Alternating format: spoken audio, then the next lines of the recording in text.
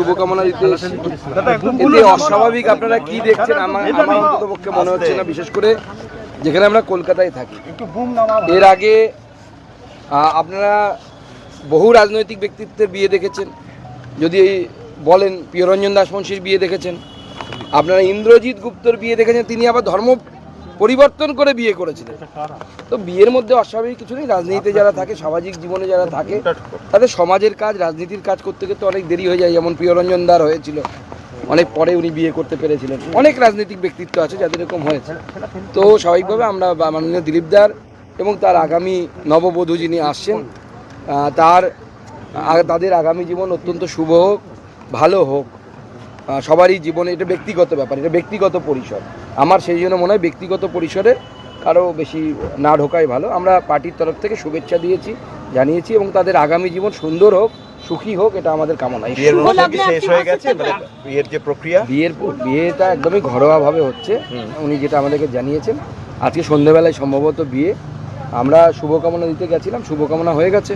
বিয়েতে আমাদের থাকা সম্ভব হয় না। আমি নিজে বালুঘাট চলে যাচ্ছি আজকে, গোটা দিন বৈঠকের পর আমার নিজের এলাকায় যাওয়ার বিষয় আছে। তো যারা থাকবে তারা এক দুজন খুবই ক্লোজ যারা, তারাই আসবে। কিন্তু সংঘের প্রচারক দিলীপ দা সেই জায়গায় না, এখানে আপনাদের ভুল হচ্ছে। সংঘের প্রচারককে যখন রাজনীতিতে পাঠানো হয়, অর্থাৎ নেতা করে পাঠানো হয়, সঙ্গে দু টাইপের প্রচারক আসে। একদল নেতা হয়ে আসে, একদল সংগঠন মন্ত্রী হয়ে আসে।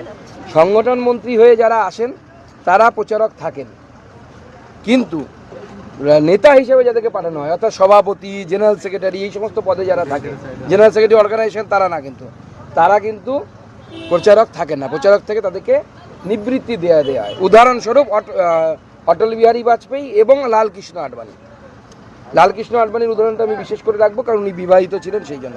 লালকৃষ্ণ আডবাণী প্রথম জীবনে সংঘের প্রচারক ছিলেন, RSS এর প্রচারক ছিলেন।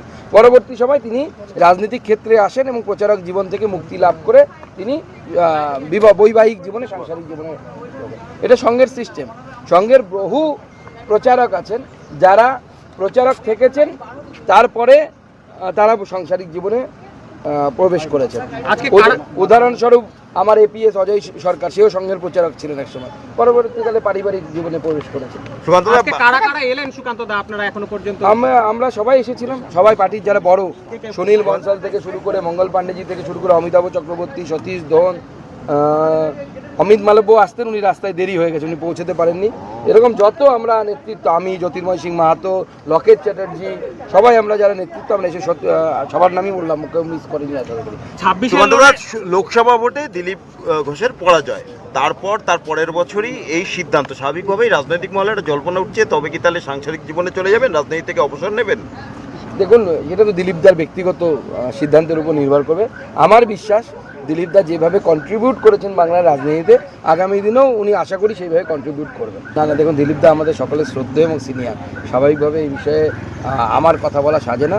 উনি আমাদের শ্রদ্ধেয়। ওনার মাকে আমরা প্রণাম করে শুভকামনা জানালাম। মা খুব খুশি। ওনার মা আপনারা শুনেছেন নিশ্চয়ই, মায়ের জন্যই প্রায় বিয়েটা করা আর কি। তো স্বাভাবিকভাবে মাকে দেখার লোক চাই, মা এখানে এসে আছেন। উনিও খুব চিন্তায় ছিলেন যে আমার নারুকে কে দেখবে।